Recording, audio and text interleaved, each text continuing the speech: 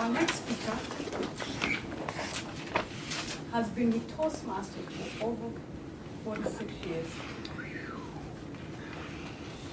Actually, I went on Facebook to find some more information about it. I'm just going to put it out there. Aren't you glad we got you on that? He's actually more hip than I am. His interest is public speaking, winter sports, weather, of course, and Toastmasters International. His music is Hawaiian, pre-Beatles, rock and roll. We actually share something in common. Books. His favorite books is My American Journey by Colin Powell, which is also my favorite book, and The World is Flat by Thomas Friedman. His favorite television show is Saturday Night Live. He actually stays, what time is it, like midnight? His pitch today is Women in Toastmasters. Please help me welcome Carl Myers.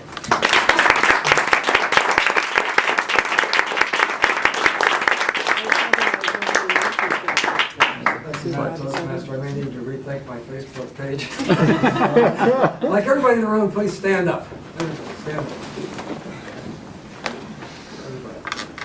Now I'd like the women to sit down. Just the women to sit down. This is what our club meeting would look like today if Toastmasters was like it was when I first joined back in the 60s. And if we had most of our regulars here today, it would be even more of a ratio of people sitting down than we have. Okay, you can sit down now. The point is women in Toastmasters has changed the organization immensely, and I'm going to give you a little bit of historical background today as to how that came about as part of my journey through the Communication and Leadership Manual, the third time where I'm featuring on my Toastmasters career.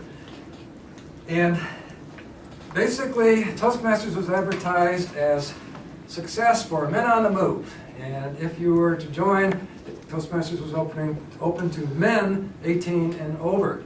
And that was pretty much accepted in those days. And there was a comparable organization called Toastmasters where the women were to that. And that organization actually still exists, but with a different name, something or other now. But at any rate, it had a different structure altogether, and the two never met. Well, obviously, as the 60s moved on and we got into the 70s, and we had the women's equality movement and so forth, things changed, and Toastmasters was under a lot of pressure to do something about it. But it became pretty clear, well, first of all, the only way you can change the membership in Toastmasters is through a vote of the membership, which can only happen at the International Convention. And therefore, each club has 2 votes. Well, international headquarters knew they had no chance of getting a bylaws changed through to admit women if they just changed the bylaws and said we're going to admit women. So what they did is they did what they called a club option. And so the deal is that the club would have the option of admitting women in their individual club or not.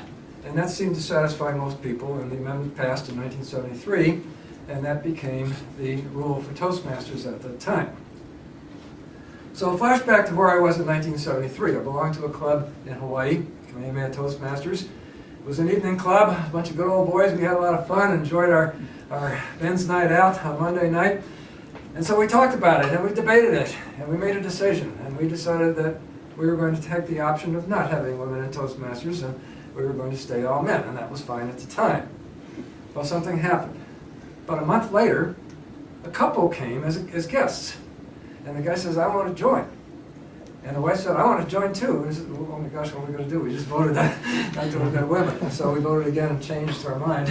From that day on, Kamehameha Toastmasters admitted women. So sometimes necessity is the mother of invention. And that happened in club after club after club. And within a few years, the bylaws were changed that you could not exclude women, and there was no club option. Women were admitted like everybody else.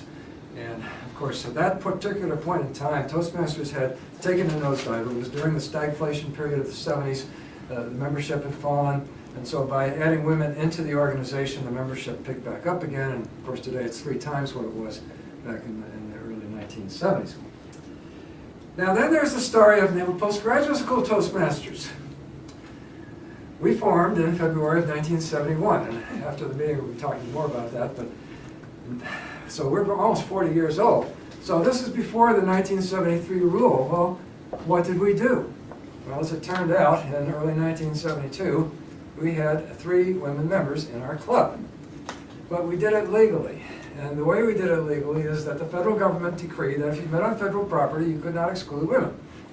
So Toastmasters International had no choice but to make exceptions for those clubs that met on federal property. So we had 3 women in the club in early 1972.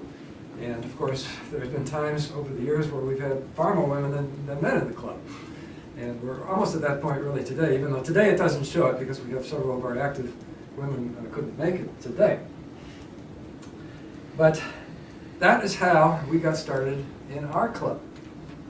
Now there is a very heartwarming story that goes along with all of this.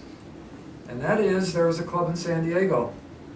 And in 1970, it was a Navy club. It met on Navy property. And there was a female who wished to become a member of Toastmasters, and her name was Helen. And that was before, 1970 was even before federal requirement came out that you had to be open to all comers if you met on federal property. So when this woman wanted to join the club, they submitted her name as Homer. Homer. This particular woman, her last name is Blanchard, went on to become the first female international director in 1978, I think it was, the first female international president of our organization in 1985-86, and today she's a senior statesperson in the organization. I had the privilege of seeing her once again at the International Convention back in August, and just a marvelous lady. And since that time we've had 4 other women international presidents, including this year. So the point I want to make through all of this is that while today we look at this and say, my God, how could they not admit women even back then? Toastmasters was the first civic organization to do that. JCs didn't get around to it till the late 80s. Rotary, Lions, Kiwanis, they didn't get around to it till probably the early 90s, late 80s, early 90s. Toastmasters led the way in an area where leadership was needed. And so the Toastmasters leadership definitely prevailed, and there was no chop fallen situation there. So if you ever wonder how it is that we have all these women in the room, that's how it happened. Now, everybody stand up because you're all part of our group now. Madam Toastmaster. Oh.